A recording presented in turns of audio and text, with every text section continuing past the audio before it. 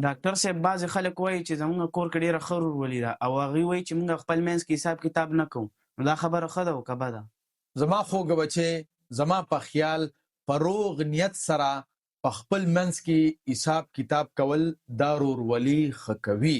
او کو کله رونه خپل منځ کې حساب کتاب نه کوي کنه، نو اول نیت خراب شي او بیا وروسته ورورولي خراب شي.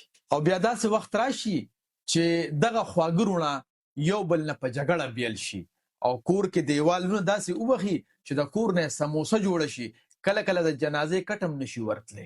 یا مشر ورور په مال باندې خېټه واچي کشران خوار شي، او یا کشر ورور په مال باندې خېټه واچي منځمې او مشران پکې خوار شي.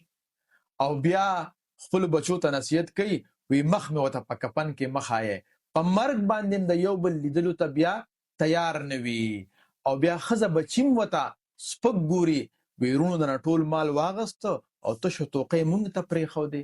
نو ځکه خو زیت الرحمن عجز صاحب وایي، رونو بیل کړي بې حسابه بې کتابه یما، خپل وړو وړو بچو ته لا جواب یما، الله به ماله په دوزخ کې عذاب نه راکوي، زه راتېر شوی د دنیا د هر عذاب یما، زه راتېر شوی د دنیا د هر عذاب یما.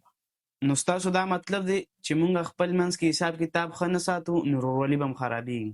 بالکل بچې، چې کوم رونه په خپل منځ کې کره حساب کتاب نه ساتي کنه، نو زما تجربه دا ده چې یو نه یو ورځ به ورورولي خرابېږي او بیا به خپل بچو ته نصیحت کوي چې بچې په خپل منځ کې حساب کتاب پوره ساتئ. ډاکټر صاحب ډېره مننه ستاسو د جواب راکولو. لوی سړی شي بچې، بریالی اوسئ.